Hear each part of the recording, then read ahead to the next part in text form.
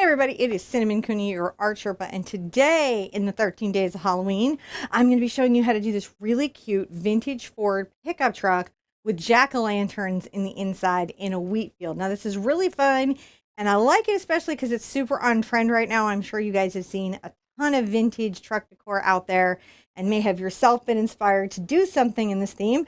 So we're going to join the trend and create our own fabulous decor to go with all that yummy stuff. On the mic is my husband, John. Hey guys. He is going to help you paint along with me. So what I'm going to do is I'm going to break everything down into simple explanations, explain the acrylic techniques, explain what we're doing, the color mixes, everything. John is going to track me with cameras, make sure you can see every part of that. And we're going to go through every step of this project so that you can create it for yourself at home. This is a very beginner-friendly painting. You can paint this with groups of all ages and experience levels because everybody can bring something really fun to it. If you check the description below, you're going to see a link to our website. Now, on the website is a free traceable that you can download and transfer on. If you've never done that before, there's a video on the webpage to show you how to do it. There's even a video to show you how to begin acrylic painting if you've never done any of that before. Also, there is a map grid to help you freehand it in if you don't want to use the traceable. And there's a step-by-step quick guide so that you don't feel lost or anxious during the process. Now, all of that is included with that, and all you've got to do to get there is go to the website, click the link, and enjoy the extra help.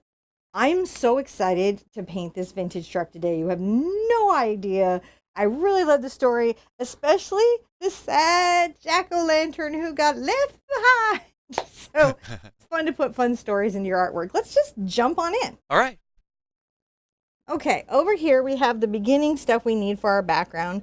I've got a nice big brush. This is a number 8 cat's tongue. You could also use a nice big round, like a big chunky round that you have. Just something that's going to give you nice full painting brush strokes. I have dioxazine purple, quinacridone magenta, and white. But look guys, any purple that you have, any magenta that you have will work for this background.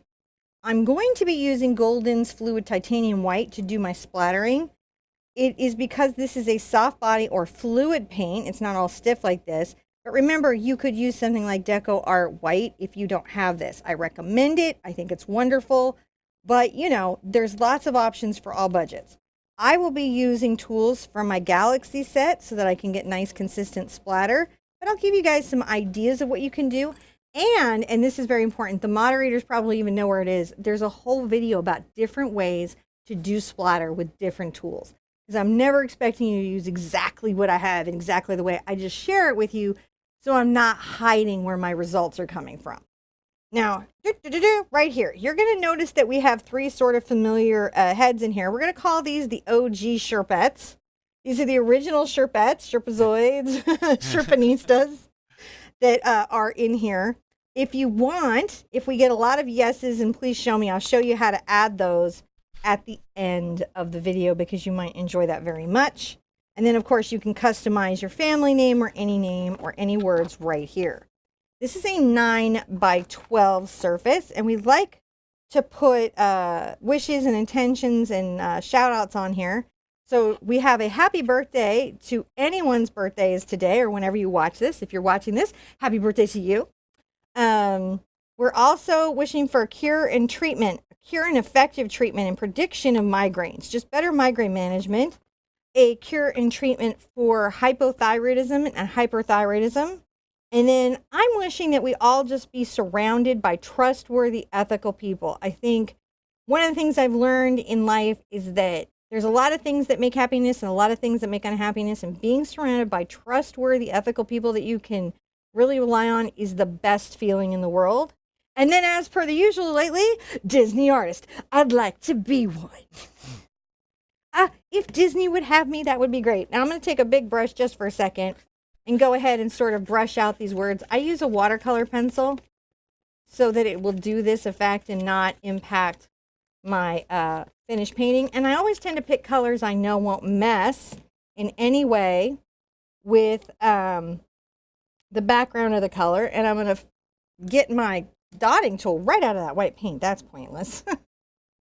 All the materials should be listed below, so if you want to know what tools we're using. This is an Art Sherpa palette knife, and I'm going to pull out a little red and add some Doc's purple to it. like you do. So my magenta is going into that kind of purpling it up, but a little bit magenta-ish. Kind of making that cute. I'm going to get this brush right here, the number 8 cat's tongue, and I'm going to load it up with white. And I'm going to just come to the bottom and make this back and forth brushing where I begin to dust this lower left corner, traveling up to the upper right corner with a little bit of white. Right? This just helps me begin painting on the surface, and I won't be fighting that sort of overly dry canvas where I want a light, streaky effect. I'm going to get a little bit of this paint and some white into here. And I'm going to just, as you can see, streak the sky back and forth. See how easy that is? Yeah. And we want it to be streaky because that kind of implies our weather, doesn't it? It says a little something about this fall day. Mm. You know, we have a lot of things in this particular piece that tells us it's fall, like the fact that the wheat is high and dry. Right? The fact that there's jack-o'-lanterns. That our favorite, I'm going to turn this to make this easier for me. Sometimes I have to turn my surface to make what I'm doing easier. Remember to move your canvas, not your body. And my goal here is to just do this streaky background covering my whole surface. Look at this, there we go. And you want to make sure it looks finished and resolved, but don't blend out all your streaks. That energy is really fantastic for your painting. Sure, we're all the way to the corner. All those surfaces got to be covered, right, Mr. Cooney? Indeed. Indeed, I don't know. I'm just dealing with craziness and all the tech issues. We've had a couple today. We've had a couple today, but John's pretty good at facing those challenges. I'm going to go ahead and make sure that that's a little wet and blend it up this way, making it easier to blend my sky in. I'm going to load up with now this pure mix of color that I have and just go back and forth. Look at that. And I will bring this into the bottom area. They're both wet. And where you've got that, you can come and seam in those little areas from the light to the dark. See how we're doing? Oh, yeah. It's really nice. It's a very beginner-friendly type of sky, which I like very, very much. On my tippy toe here. Again, any brush, and you're just seaming it back and forth. It's just a zipper. If you need to get a little white paint to blend in, look at that. You can come back with a little white paint and continue to enforce that zipper. I would say the big things to pay attention to on this particular sky is to be aware of the angle, because you don't want to suddenly change angle. Everything should be kind of parallel and lined up to everything else. Mm. Especially on this kind of directional stroke.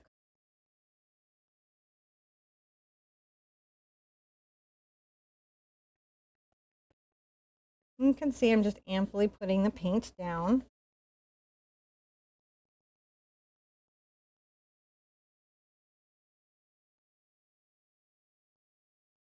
Fun stuff, I think. So, a little more. Jonathan was asking, hi, Jonathan. Do you have any tips for preventing the paint from getting into the ferrule when you're mixing it on the surface there? Yeah, so when I'm working, you'll notice I'm doing a thing called, sometimes it's affectionately called the landing strip. And that's where you come to the edge of where your paint is and you pull out a little bit away from the paint plop and then flip it over. And what that does is it loads it into the belly of your brush instead of the ferrule. If it's getting up into the ferrule, wipe it off, rinse it out thoroughly. Also make sure you're not working from the middle of the paint plops and that your paint isn't too dry. I have found that when my paint is very dry, it tends to creep up the ferrule, which we don't want. Right. Would not be our favorite. So just still going back and forth, arranging that. I can always come in, dip 1-2 drops of water. There's that landing strip that I was talking about, and mix this up so that we can make sure that, again, we have this nice theme and blend between the two zones of light sky, dark sky. This kind of is talking a little bit about the way sometimes the horizon can be lighter and the sky above can be darker.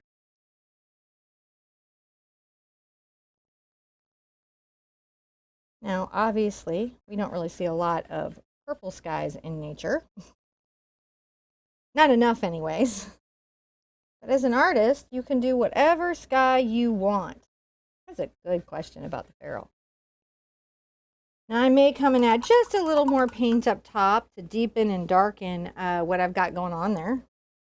So I can even get right into my purple, and I'll pull a little magenta into it, but I can go even darker, as you can see up top, streaking back and forth. Look at that.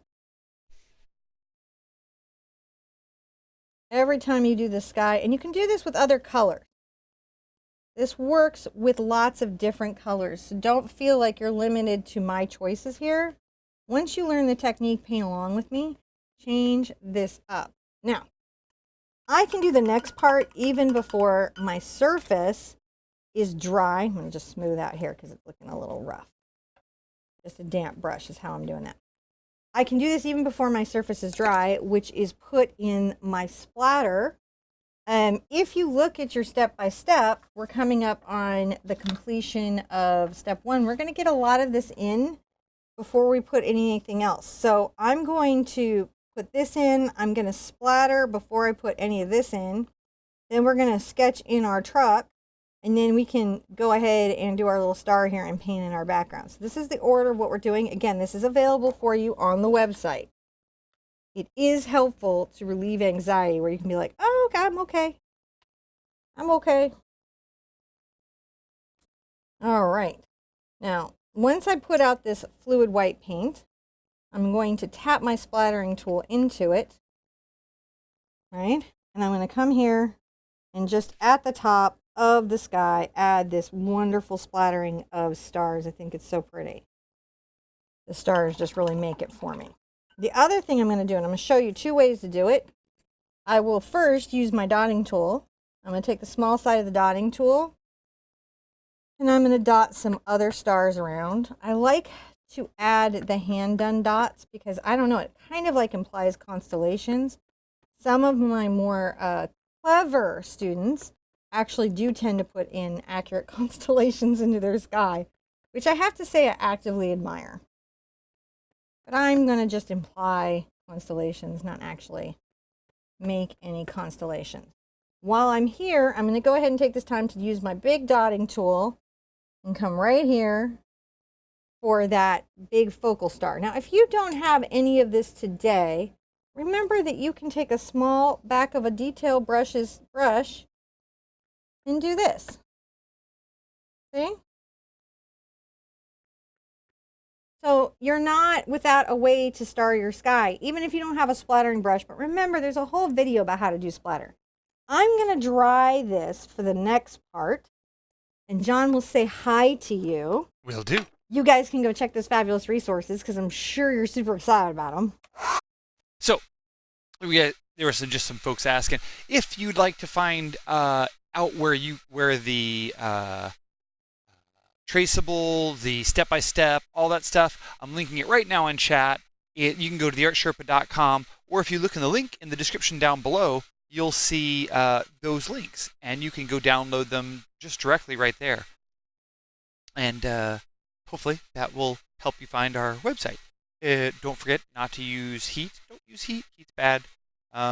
Can cause problems when you're drying your surface. So don't use heat when drying your surface. Make sure you thoroughly dry it because you want those little dotty stars to stay dotty stars and not turn into streaky messes. So, make sure that you thoroughly dry. I'm going to put out a color called yellow ochre. It will let me do that because it's for some reason pretty plugged today. Let me unplug my other awesome use for the dotting tool. Look at that. Oh, you ever get it's a declogging tool. It's a declogging tool. Because sometimes these tubes like to clog up. They do. And you end up squeezing them from the middle like I just did, trying to force them out, and it's the whole thing, and then they pop, And then you got to get all arty with your duct tape. I'm trying to see what fix you're your doing paint there. tube. So what's that little lid's kind of important to get on there, isn't it? It is. It matters. The lid really truly matters. Now I'm going to make sure all my purple is out of my brush. Don't worry if you have a white brush like this one. Notice how it's very staining. Yeah. It'll come out with a little bit, well, not totally, but it'll really come out with Sherpa soap. We'll take a lot of that out. Yeah. But do expect some staining with certain pigments. Okay. So I'm going to just load this up. Just a little bit of this. And I might add some white paint to it just so that it's light and not too bright. And I'm going to, just about above my hand, begin this process of going back and forth in a curved stroke on the toe of whatever my brush is. You could use a round. You can use my cat's tongue. It's not really important, promise. And I'll bring it like that. Notice how these are diminishing strokes. They're little delicate diminishing strokes. Now, as I come here, I'm going to continue to bring this back. And I like to come up a bit with this. This is the beginning of the sort of like impromptu road that gets made, you know, on farms, especially magical farms.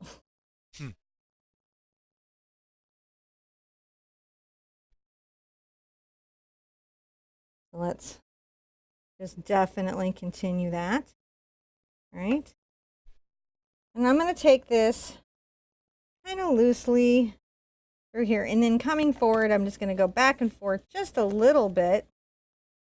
And I don't really worry about covering all the purple, guys. That's not so much my primary concern as much as getting that feeling of the field going. But it's okay if little bits are peeking through. It won't harm your piece or the finished look of your piece. As you can see, we're almost doing like what John likes to compare to a fisheye lens. Mm-hmm. And just getting that all defined in.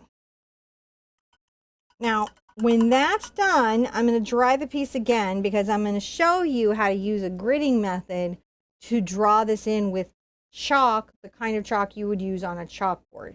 But to use my ruler on the canvas, I'm going to make sure that's dry or these thick dots might smear everywhere. Gotcha. So, yep, just make sure that you use the hair dryer on the lowest heat setting. Acrylic doesn't like heat. We talked about that before. Lots of reasons. But just in general, you should avoid using heat. And make sure you thoroughly dry it so you don't get any streakiness. That's what she was talking about right there. And you can find the resources on theartsherpa.com. I think that's mostly what I'm supposed to say. I'm a little scattered today because we've had so many technical issues. I'm not like, you know, in my normal groove. And you know, normally I'm not necessarily good at this on-demand stuff, but today I'm particularly worse at it. Are you having a moment? I'm having a moment. Okay, now on the website is this wonderful graphic. I'll put these next to each other so you can kind of see how it works. This is based on the size of canvas that I'm using. So it's a 9x12 surface that I'm measuring from. You have to use another gridding tool like Art Tutor or something to change like the size of your surface and size up or size down. But if you're just painting along with me, this is just right. The arrows tell you what direction you're measuring from. So you're measuring from up here to the bottom and you're measuring from the left to the right. Okay, we've got 2 inches, 4.5 inches, 7 inches, 3 inches, 6 inches. That G is a 9 inches. Put any text you want there, and this like lets you know where everything is centered. All I've got to do is create the same grid on my surface. So if I make a mark at 2 inches, and then one at 4.5 inches, and then one again at 7 inches, and simply make these lines, and they don't have to be super dark. It's just a guide to help you draw. Because if you don't draw all the time, you've got a couple strategies that you can use. I'm just going to go like this to make it easy for me. To draw on your surface, to get an image or an idea transferred onto your surface. There's the transfer or tracing method, which by the way is not cheating. That was Tracing developed is by not some cheating. very talented artists, you know, like Michelangelo. Yeah. Vermeer. Artists always work at better and more accurate ways to get things on their surfaces. So this is an absolutely, completely business norm as per normal kind of thing to do. Now, we know that we have this from the top, so we're going to be like, hang this here and go 3 inches, 6 inches, 9 inches. That's not too bad. Not bad at all. If you, I don't have my sharpener that I use for my chalk, but you can actually sharpen these. I got to restock up my all my sharpeners disappear. Kids think they're super cute. They're big, giant openings. Chalk. And they also feel that they've got to also chalk everything that they own. I'm going to put that to the side. That tool is in the description.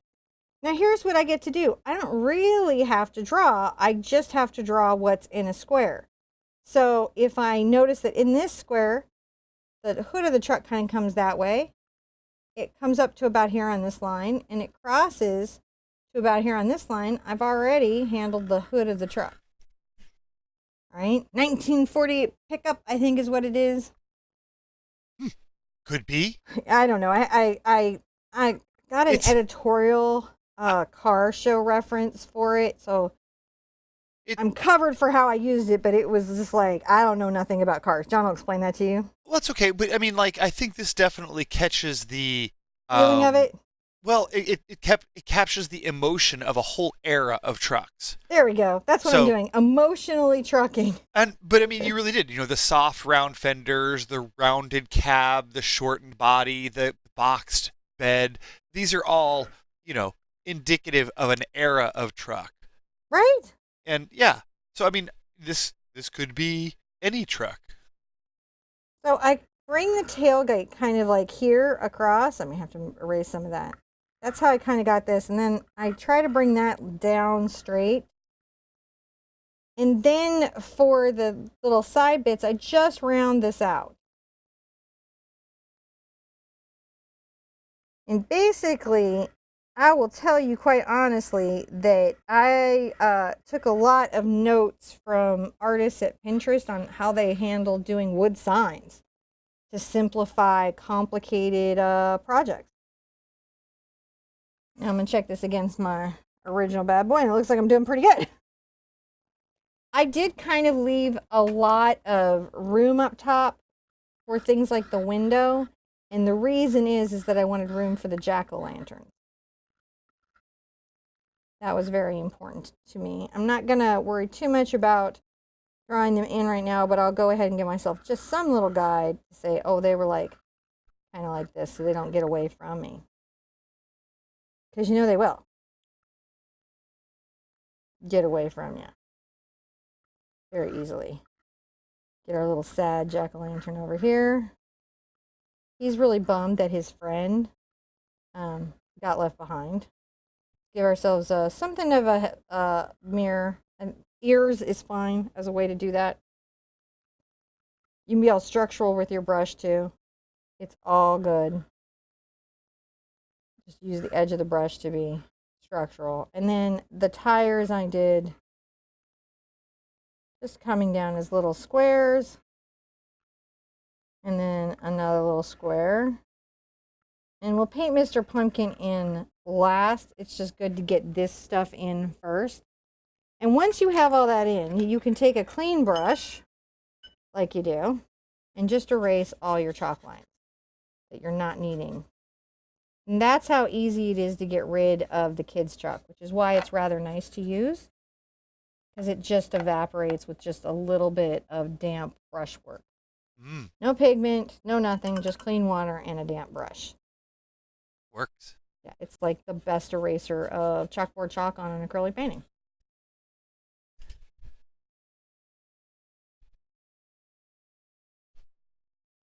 There we go. And then just sort of erase in here because I kind of know what I want there. This lets me figure out where my outlines are. And please don't be too stressed or specific about the truck.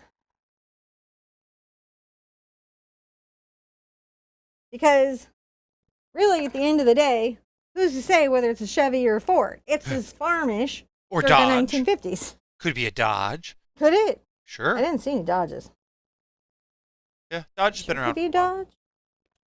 So to make our turquoise for this particular truck, which was really interesting because it is a period color, you can tell I was in the SCA. It's a period color. You just mix your phthalo green with your phthalo blue, just evenly together, and that's going to make the basis for your truck color. There you go. Not too bad. Wipe off my palette knife. I'm going to continue with my number 8 cat's tongue because there's just no reason to have to change at this stage. And I'll add a little white to it so you can kind of see the turquoise. And then I'm going to just outline. And then outline here. I'm just giving myself some outlines. Now, the outline that I'm not completely overly, concerned about is the mirror. I mean, the back window.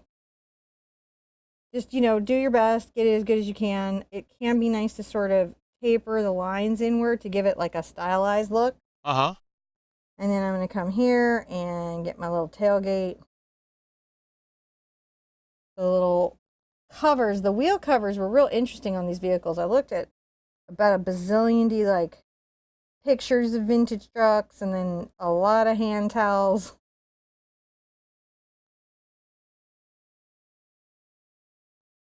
That you get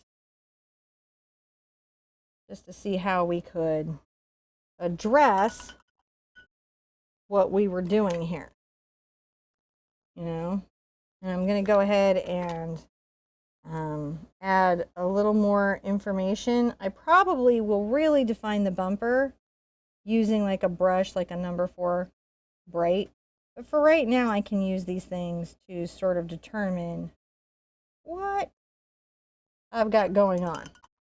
Now, I'm going to be bringing out orange and other colors to deal with the pumpkins, but for right now, let's just sort of sketch them in.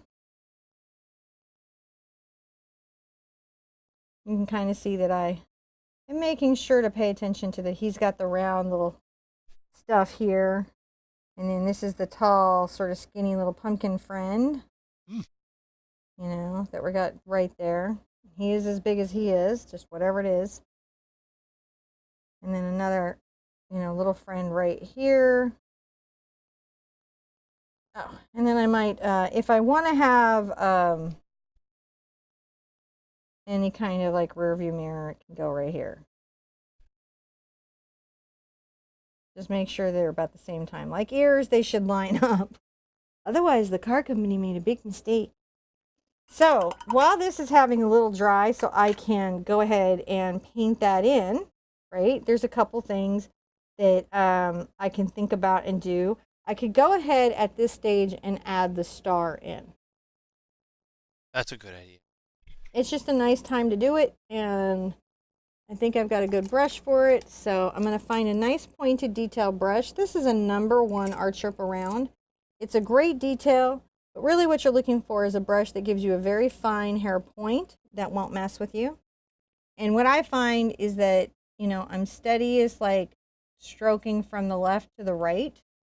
So sometimes I like to turn my surface and I'm trying to be a little bit precision to help me stay to my strong angle. Unless I'm going to use like a T-square. And paint along the edge of the T-square. Also an acceptable solution to the twinkly star problem, which is very serious. And then you can always add little extra twinkles. And that is how you get your basic twinkly star in. If everything here is dry, you can go ahead and clean up and remove the extra chalk. You just want to make sure your paint's dry enough for you to do that. Oh, yeah. And then you've got this lovely little sketch in that you can really, really work from. So where are we at? We have finished here and we have just begun this part and we're going to be painting in the base of the truck. My advice when painting in the truck is to kind of come in with some darker values first. And then continue to, oh, that's such a pretty color. Turquoise is just amazing, isn't it? We're going to keep doing this. We're going to do some red farm. We're going to do some, you know, holiday stuff with the trucks. Expect it.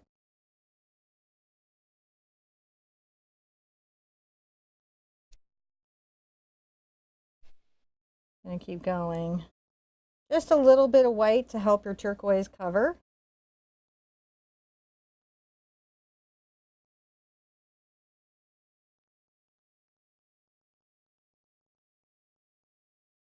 Is a great way to go. Now, since I sort of did the ears this time, I'm going to go like that. And just make sure you've got a nice coverage behind your little pumpkins. In this particular area, you do want to remove all of the purple in the background. But you can see those just vibrate against each other.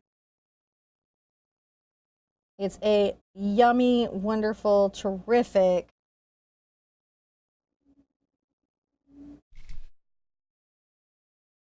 way to paint it in.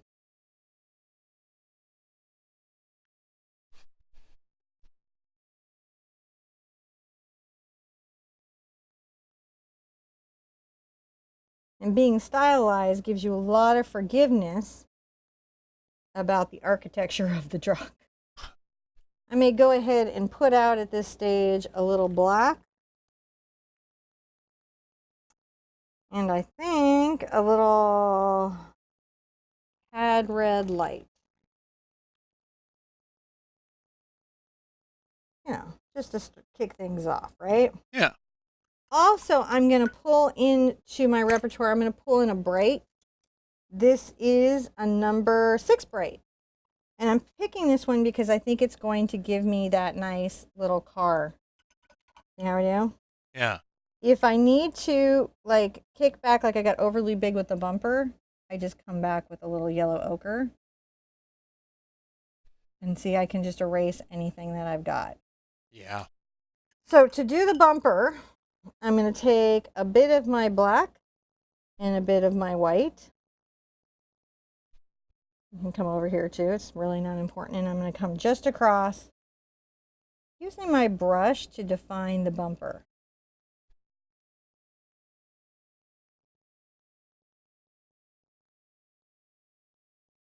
That's helpful, isn't it? Yeah. And then I'll go ahead and just get some black and do the wheels right now. Kind of a similar thing. Just use the shape of the brush to help you get these wheels because it's got sharp edges and you can easily get these little rectangles painted in. As you do. And you know you do it.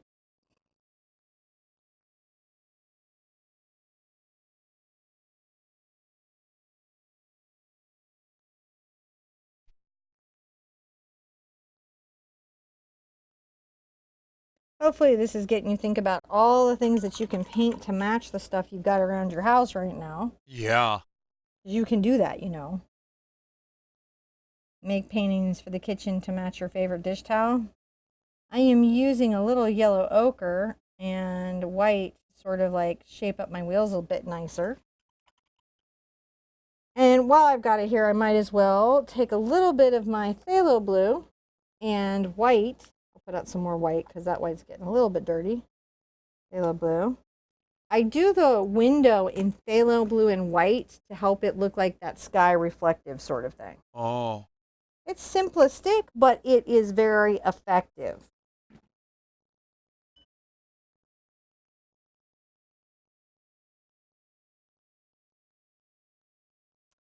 So here we go.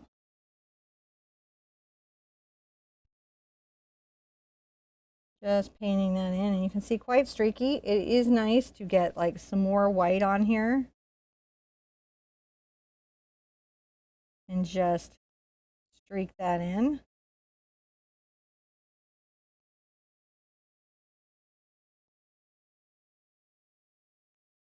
Curving that and pulling that in. That's quite nice. While I'm here, I might as well grab a little more of my turquoise color. Those hubcaps going. Right?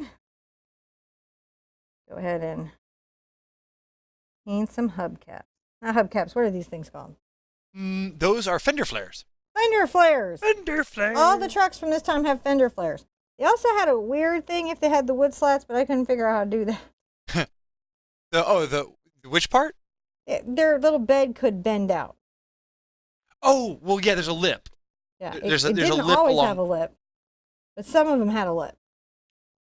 So I guess that's like it's dependent upon what you want to do. Some lips were more pronounced than others. So I'm coming in here with a lighter thing, and I'm going to go ahead and sort of make where that branding is. I'm doing it with a lighter turquoise.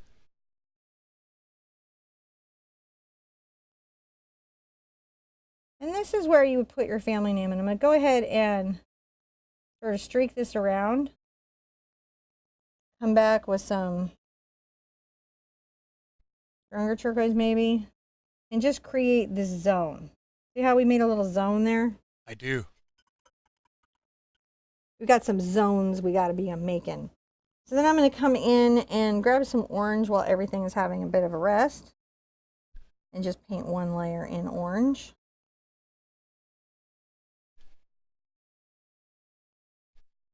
I'm having fun. Are you guys having fun? Yeah. Now, while I'm painting the pumpkins in, if there's any questions that were pending, it's an okay time to take them. Let's see here. I've been kind of focused on my technology stuff. I know you have, so it's no pressure, baby. Now, if you wanted to just sort of square this off a little bit, you want to use a square surface. Yeah, you could totally do that. You could just add some more, hay or whatever little. Yeah, this is an easy one to resize because you can just either enlarge the central or add more sky and hay to the sides. So very easy one to square off in design. And you could pretty much get away with using any color you wanted on this vehicle. Any. Red, green, blue, gray, black. There's not really that limited in what you can do here. It's pretty open. I'm going to go ahead and get a little of my blue and white for the rear view mirrors. Yep. Because they like that. There we go. Painting a little bit of blue and white there. You can see it definitely stands out. Good time to add some burnt sienna to the mix, if I can find it. There it is. So how are you guys doing? Good. There we are. We're just cooking along. We're almost done with stage 4. Almost. We're getting there. Aren't they? And do you love the step-by-step? So you'd be like, I just got to get to here. I just got to get to here. Let me pop something so that I am refreshed. Little parch. I'm going to have some coffee. Listen to me drink, right? I'm going to have my coffee here. Are you? I don't know about you. I'm going to have coffee after. No, I got my cherry limeade by Sparkling Ice. Not a sponsor. They've never spoken to me.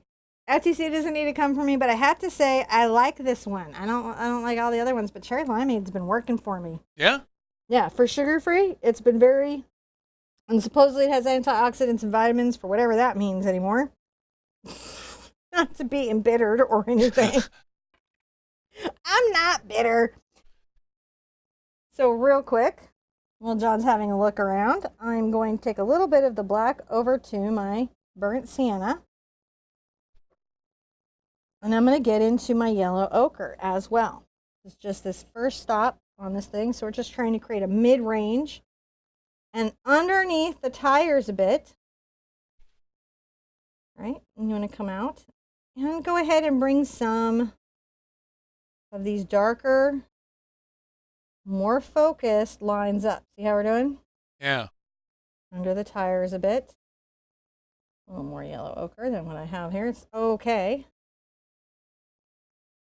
And go ahead and add a bit more definition.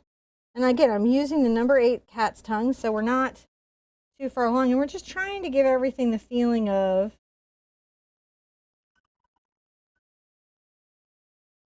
being under tires, right? Yeah. Being in a field. Just a little more yellow ochre and burnt sienna.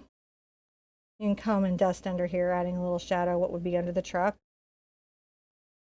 Don't go too crazy on the sides because you want to leave some room to talk about really distinctive wheat. Distinctive wheat? Leave some room for distinctive wheat. Yes, it goes on a t-shirt. Leave some room for some distinctive wheat. You got to have your distinctive wheat. Now, if I get a little too much going, like, you know, here and there, I can always come back with a little bit of white and yellow ochre, look, and very easily merge and blend, see? Mm-hmm. So we're not ever in any kind of trouble. And while I'm here, I can think about my little orange pumpkin, and I think I'll still do him with my number 8. He peeks over my tire here. See how he do? Yeah.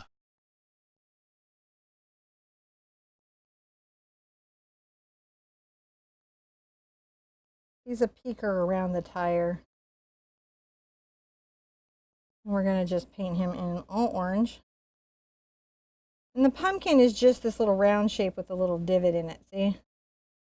Mm-hmm. Curve that and get that divoting. Don't feel stressed for him. He's okay. And if you do feel stressed, you could change his face. You could just. He could be super happy he didn't have to go on the trip. He'd be you like, don't gotta make him be like all stressed out about what's going on. He could be all, I'm outie. He could be. So I'm gonna take a little bit of my white here, and I'm gonna come in and add to the reflection in my window. See how we're doing? Oh yeah. You just make a few marks. And then we're gonna start adding some highlights and some shadows to the paint job on the truck. So first, we need to make sure that we get some brighter aqua in. And I'm gonna bring that across the top. And let's add some down the side. And notice that we're being very kind of chunky and rough with it. Not precious. No, we're not. There we go. And then some there. So it's like there's dark turquoise, there's light turquoise. It kind of feels like a slightly more rustic paint job.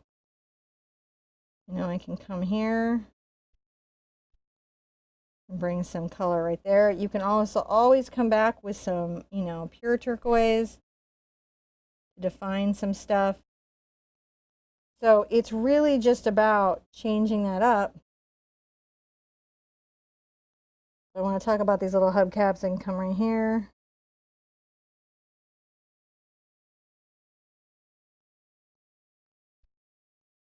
Do the same.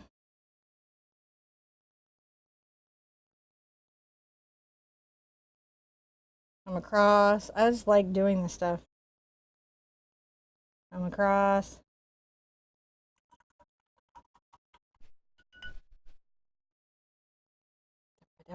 Now, let's do some of the white work, which is I'm going to take some just white, and I'm going to come in the mirrors and just give some white there, some white there.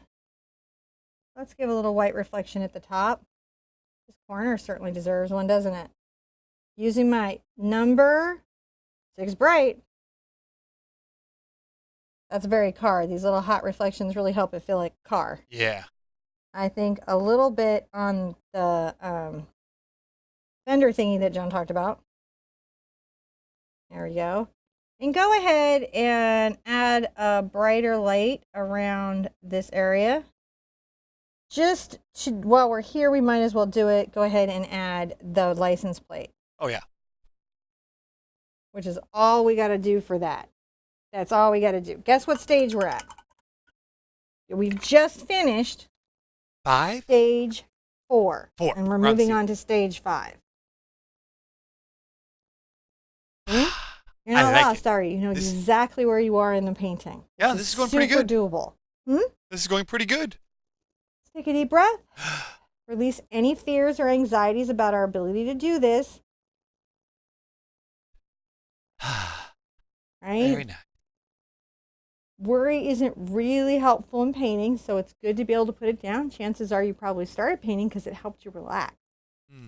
Right? Remember that that's your goal, and make that even more important than the result of the painting is that this is my time to relax. You can just follow the steps. That's easy. You're going to have a truck. Doesn't have to be exactly like my truck. In fact, as artists, I encourage you to make things your own, change and tweak it, and have fun and be creative when you're ready. So just take away those expectations and those pressures. Yeah. Breathe. And this is one of those ones where, if you don't have one of the, if you only have CAD red medium and not CAD red light, then, you can be a little more flexible, yeah? Yeah. Exactly. Yeah. Absolutamundo. So yeah, you just want a warm red or an orangish red. That's all you're looking for because it makes the rest of the pumpkining easier. Yeah. Now, I'm going to put out a little more yellow. That's CAD yellow. That's going to work. These are all going to work together. The next stage, I'm going to go ahead and get one of my number 4 rounds that I like so much. So far, where I'm at is I've been using a number 8 cat's tongue. I've used a number 6 bright. I've used a number 4 round. I pulled a detail in for some star dotting, and we've used some splatter and dotting tools. So this is where we're at. Plus, we've had some artist knives. That's where we are in the tools. It is not necessary, I would like to add, for you to use all tools all the time. That's not at all required. So one of the tricks I can do is I can take a little bit of the quinacridone magenta into my orange. Ooh, trick.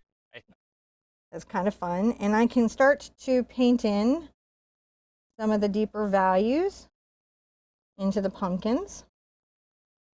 You could just use CAD red medium. That's also perfectly acceptable. But notice that my brush strokes are curving. Yeah. That is something that you do want to duplicate and mimic with me. That is something you do want to do. I'm not doing the black and white lining yet, simply because it's early in the painting. Here we go. Here we go. There we go.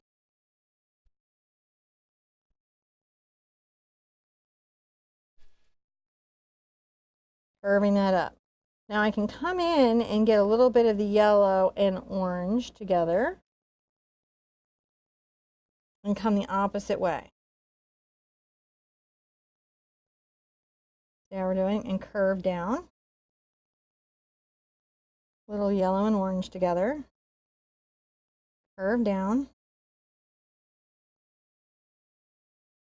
That's working out quite well, isn't it?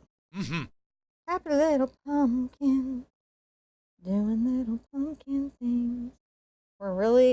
We'll be wrapping up from here pretty quickly. Yeah, you think so? Yeah, it's rated 1 hoot for a reason. It's got stuff going on, but it's not in and of itself particularly the hardest, most challenging, most difficult thing anybody ever did. I'm going to take a little bit of my black and brown together. I definitely want it to stay brown, and if you're all worried, you can always add a little orange into it to make sure it doesn't get too dark. And I'm going to come up here and add stems. I'm going to come around. See, that's still a little dark. I do want a dark brown, but I don't want it quite that dark, because it still has to feel like it's part of the pumpkin. That's what I'm mixing here. There we go. That's better. Now I'm going to bring a little pumpkin line down here, like you do. And another little one right here, like you do. And then 2 in the middle. Well, that's super doable. I'm going to wait to do the stem so I don't get my stuff overly dark. I'm going to come here and come around. Still on the number 4, and I'm going to outline here. And then just 2 right there. Wonderful!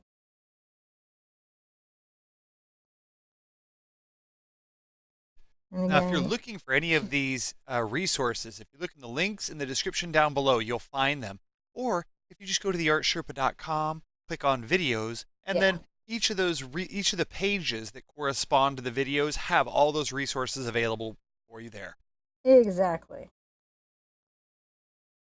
There we go. We've added those little kind of detail touches. Let's get back into our dark brown and black. And again, the step-by-steps, the grid, the traceable, those are all just there to download. They're there for you. And we started doing the grids because it lets you, if you don't have a printer or your computer's out, still be able to do it. Plus, it's helping everyone who's wanting to really learn how to draw. Now, you see me take a drop of water to my black and swirl it around and roll it out. That's to thin my paint so that, and I'll even pull it out of my brush with my towel, because I'm wanting a sharp point. As sharp as it will do. And I'm going to just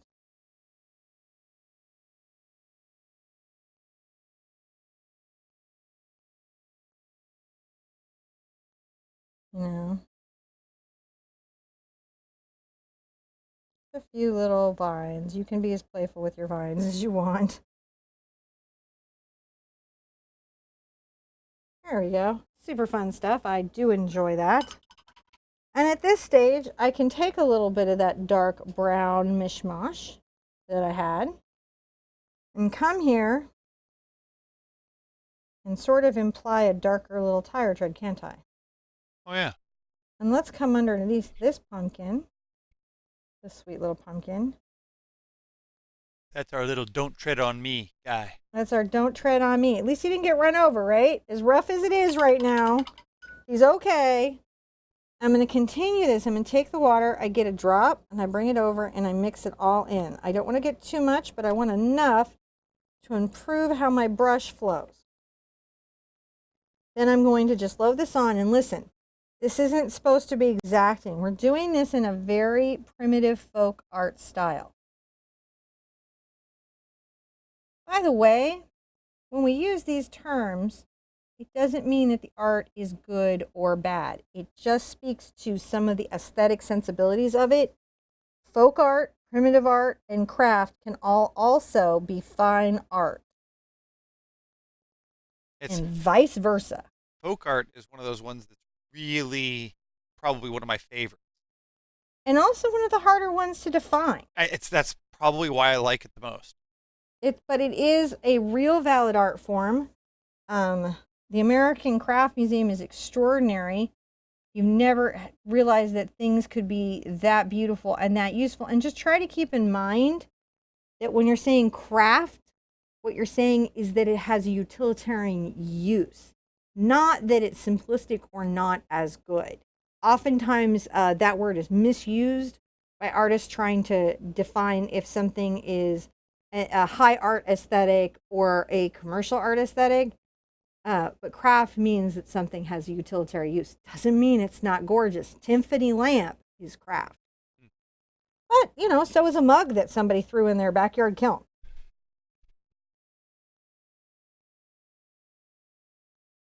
That was on my mind because we were discussing that in group. Somebody was told that their art wasn't good enough for like a real art show. Now, what group would that be? Oh, the Art Sherpa official on Facebook. We get into some discussions. Now, another good question that just came in here from Tracy. Here. So you can just see I'm going around and I'm outlining my major shapes with a black line, but I'm not being too worried about it being the most exacting thing I've ever seen. On that, Tracy was asking, would this be a good time to use my Posca pens? This is an excellent time to pull out those Posca pens and go crazy. Ooh, good call. Don't just have some fun, do some weed, get all into it. Get Posca on it. Get all Posca about it. So I'm going to come in here and I'm going to just do a little bit of the L over here and then maybe a little bit of the L over here. And I'm going to go ahead and put in the word boo.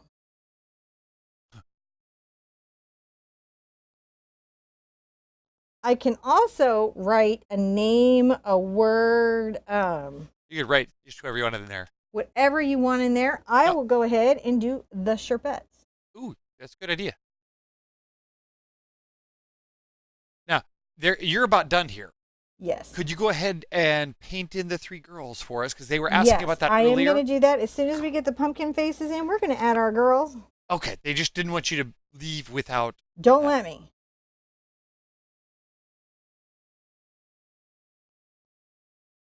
And they're very happy about the idea of Posca pens.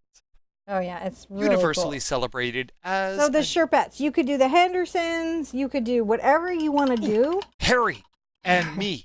We're Harry and squatching. Dee, right? We're gonna be in the woods. That's Now I'm gonna get some of my orange and a lot of my yellow, and I'm gonna make a very bright kind of yellow orange. See how bright that is? Mm-hmm. And I'm gonna come into these little segments and add a little highlight with that color. Just a little bit. It helps pop it up. And who doesn't want those popped up? Isn't that just delightful?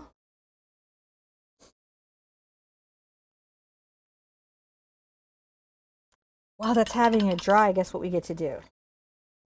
I don't know. Make some very light wheat color. Wheat and I'm going to thin it a bit, and I might even get my fluid paint into it so it thins easier. I want this to be light so it really stands out. I'm going to wipe out my brush because I want to make sure that my brush is, you know, kind of playful and whatnot. And I'm going to make some longer defined lines. These are just little fun, long little lines to say this is an actively growing field. And stuff be happening here. I might even take some of that in. And then once I have that kind of worked out, I'm going to come and make my little wheat things, which goes boop, boop, boop, boop, boop, boop, boop, boop, boop. You know, little leaves. You can always do more little wheats. Wheats. It's that zipper thing. Little leaves. We're just defining some of those weeders. Weeders.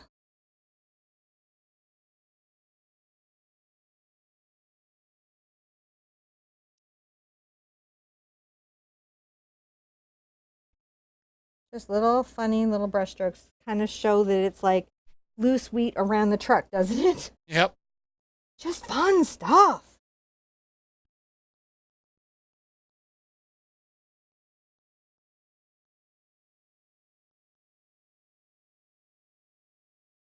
And this is always me just trying to make those weird, breaky little leavesies of grass.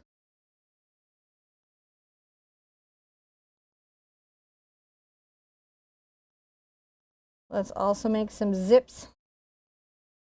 You can zip right there. You know what we're doing? A little low wheat. Doing pretty well. I like it. That is pretty good, right? That's doing quite well, and it's a great time to get some thinned black. And put in some faces. Now, this little guy's face, his eye right here, it's kind of an oval, and it's a little bit bigger. And then there's a little littler. Yeah, we got a little littler one right here. And put his little nose here. He's sort of looking to the side. Now, here's the deal. We're going to come down, and I'm going to go one triangle tooth. And that's his only little twofer. He's that guy in the family. So there we go. This one I like a lot because he feels a little like Tim Burton-esque to me because his face is so widely set apart. And that reminds me of that artist's aesthetic very much. He's kind of happy that the Left Behind pumpkin has been left behind. It's not his favorite dude. And he didn't want to bring him anyways. And he's got his two little gap teeth here. See how we do a little down square? Uh-huh. And then you can bring his mouth open right to the tailgate. And paint that in. Have you ever had so much fun painting little jack-o'-lanterns in? I can't think of. Well, no, not. I really like the jack-o'-lantern guy, Pumpkin Man. Yeah, that guy, the one from yesterday. This fellow, look how well these go together. It's like the world was made to match. That was yesterday's. You missed it. His notifications didn't go out. Sorry about that. All right, now This little fellow, he's sad. So this little eye is small, and this little eye is big. This is his buddy who's getting left. He's not cool with it. He's not cool. So we're going to come here, make one downward tooth, come over, big scream, another upward tooth, and open. See how we got that? Oh no, not Bill. That's right. They left Bill. Bill's left behind, dude. Pretty soon a bunch of white pumpkins are going to come in and write on the clipboard. So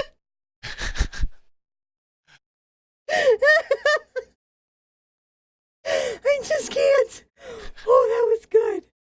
Oh, for everyone that watched The Leftovers, that was a super funny moment, and I challenge you to do the white pumpkins writing stuff down.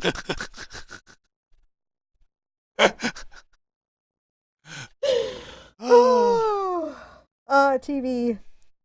no, so there's a bunch of folks that were looking for some old videos out here in chat. Mm-hmm. So if you go to our website, go to theartsherpa.com, click on videos, and type anything you like Maleficent, per se, and you'll pull up a video on Maleficent. And chances are you'll find what you're looking for out there, because I think Cinnamon's painted something like 900 paintings or something. Something crazy. Crazy. I might, by the end of my lifetime, hit some sort of record. Who knows?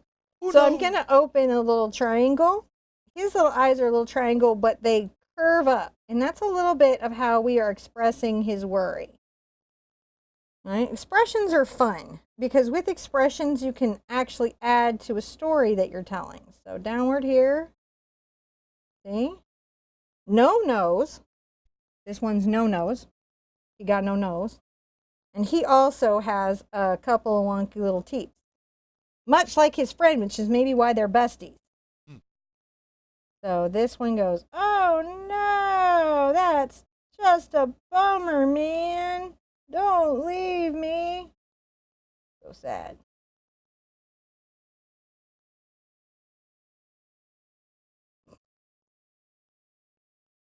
Sorry, that just left behind. They just totally cracked me up. Only because there are white pumpkins. Now I want to do a little art piece about it.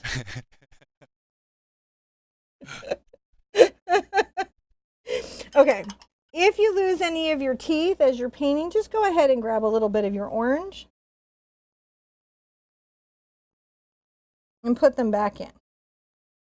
Pretty easy to do, right? Mm-hmm. You don't have to be stressed or worry about it in any way, and you can easily exaggerate them. Once the eyes are in, you've got your black eyes in, you've got your stuff, you're going to go ahead and take, oh gosh, just a little bit of just yellow. It's okay if a small amount of orange gets into it, but you're just going to grab the yellow, and you're going to come here and kind of highlight a few things.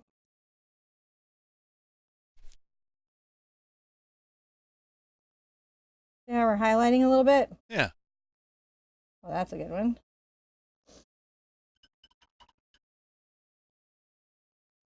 I'm also going to take a little of my white and yellow,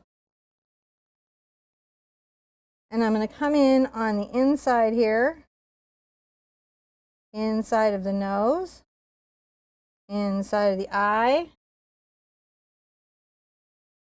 down the inside of the mouth. What we're doing is creating that internal lighting.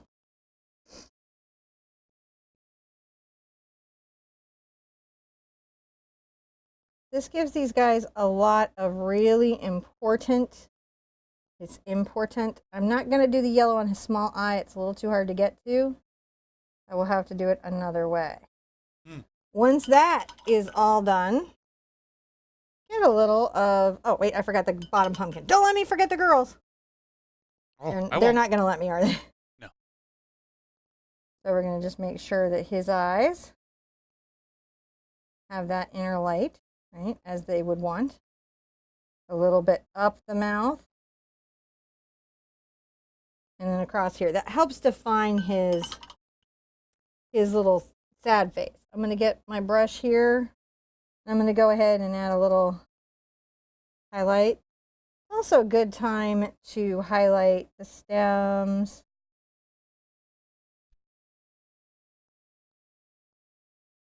Maybe a little bit to the outside of the eye. These little highlights really pop a piece together.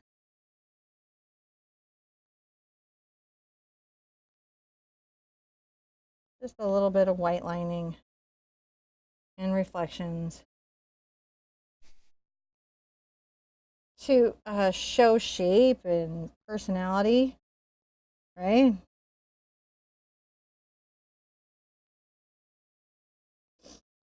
Now on his eye, that space was so small, I'm just going to do white lining here because he just wouldn't have had the room for the shading. And down here as well. Fun stuff.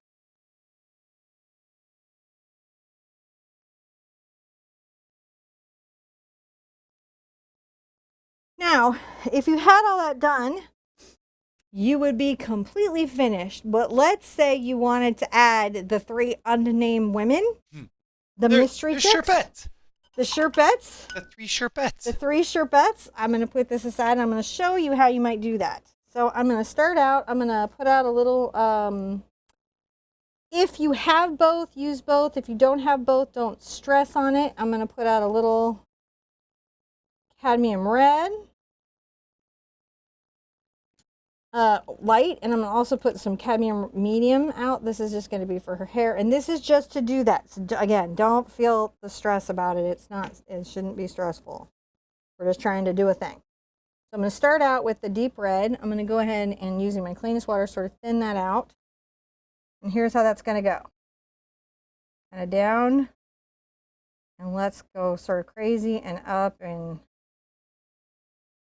then just little curls. See, I'm doing little curls, little circles. Mm-hmm. Just little circles. Get a little more red.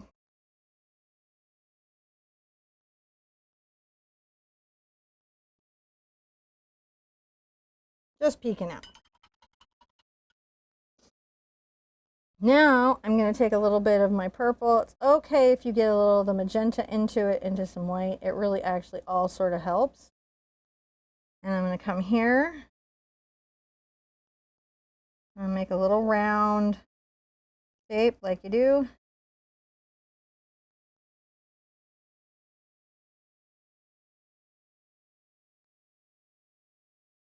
And be like, oh, check that out. I don't know why that's so exciting to me. And I'll go ahead at this stage and just come in. Add a little white, sort of give it an extra little swirl, an extra little thought. Now what's next might be a little counterintuitive. We're going to take a little black over to our yellow ochre. Going to kind of make a brown-green color. And from this side, we're just going to talk about some longer, weak-colored hair for absolutely no reason. They pointed something out here. You're missing taillights. Oh, thank you. Well, thank goodness we're painting in hair. You guys are amazing. That's why I needed the cad red medium. All right. Thank you.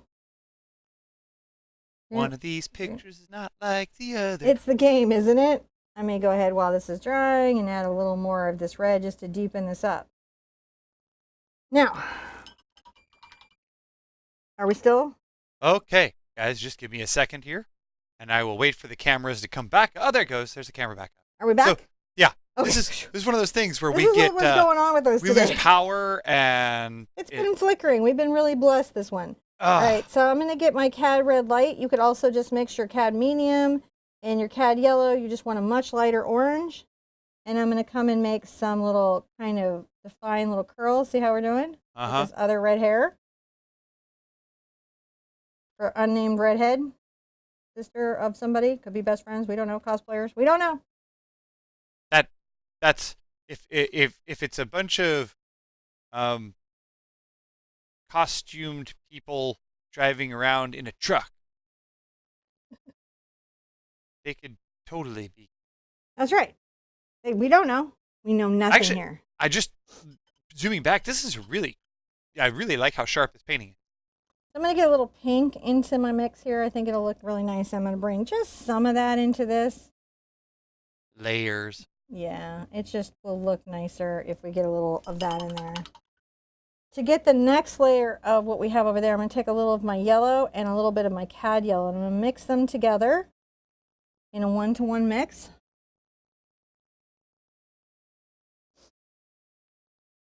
And I'm going to begin from the crown, leaving some of the crown dark, and I'm going to pull down this lighter value in individual strokes, and let's like get the flow, but don't take it out the window. It's got to stay within the window. However, I do like the idea of one, right, going behind the head that's in purple. And then once you get that, get some white onto it, making a very light color.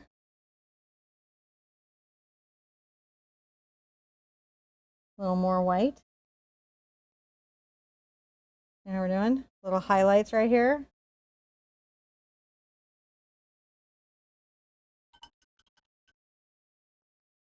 I'm going to take a bit of yellow and a little white, as you do. I'm going to go ahead and define some of those more.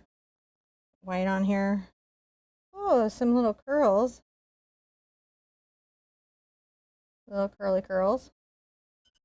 And when that's all done, get a little black. I'm going to need a little more black.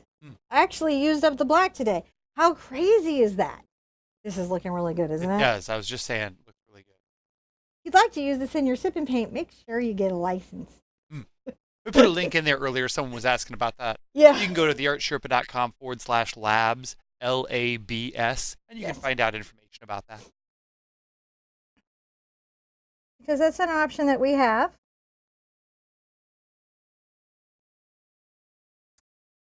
But if you're just painting for this for yourself or pleasure, all the use policies always in the description below. Like if you're like, oh, am I allowed to give this away? What am I allowed to do with it? It's in the description below. Because I try not to be tricky. We don't want to trick you. We really don't. All the materials, all the links, all the stuff in the description down below. Add a few little hair defining lines. And the last one is on her.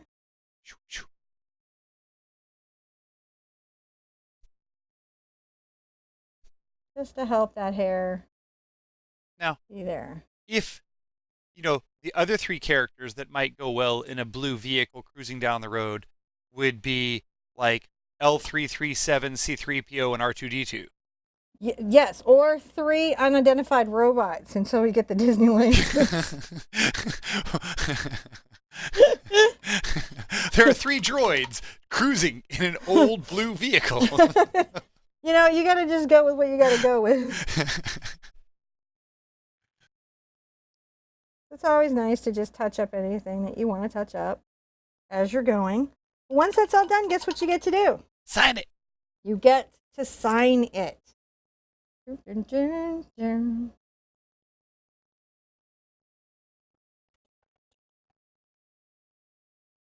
Using my little detail brush. Because a little detail is all you need. Sometimes with a signature, use a little white paint. There we are. How awesome is that? I feel like the second time was even better. Mm-hmm. Oh, if you're going to write words, though, let me show you something. If you're going to write words, a thing that will make them look a ton better is to add a little white line in places to the letters. A bit of contrastiness. It does really help. It just helps define them, and you just pick like a side, like the inside or the outside, and you just add a few white lines. And it'll help you find your... So that'll help your name pop and stuff like that. Now, so that's where we're at in the 13 Days of Halloween. By the end of this, we're going to have 670 Halloween paintings. Coming up still, all right, let's talk about where we've been and where we're going. Coming up still, we have the magical cat. Oh, that's the Good Witch's Kitty, right? We also have coming up still the Halloween tree. Mm-hmm. And in case you hadn't seen everything that had come before, let's look at what we have going on. So this is upcoming. But if you'd like to go back, for those of you that are friends of Christine, we have that. If you like Supernatural, we have that. As pointed out earlier, Mr. Pumpkin. Coming up, Creepy Cocktail. Oh, a lot of people waiting for that one. I know The that. Highball. We did Red Riding Hood in the Scary Woods. With the Ewoks.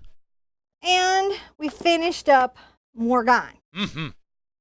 That's your man. It's like the best Halloween ever, right? Yeah. So I'm just telling you guys about this stuff so you know what you've got. Check the channel. Get on the website. Look at the calendar. You know, figure out what we've got going on because there's just something happening every day live through the 13th. I'm like, okay. So, man, we did so good. I hope this year's holiday... That's right, your camera's moved. I hope this year's holiday is your most magical, creative, crafty holiday. I hope that you get to make the things you want to make. I hope you especially get to make the memories that you want to make. Be good to yourself. Be good to each other.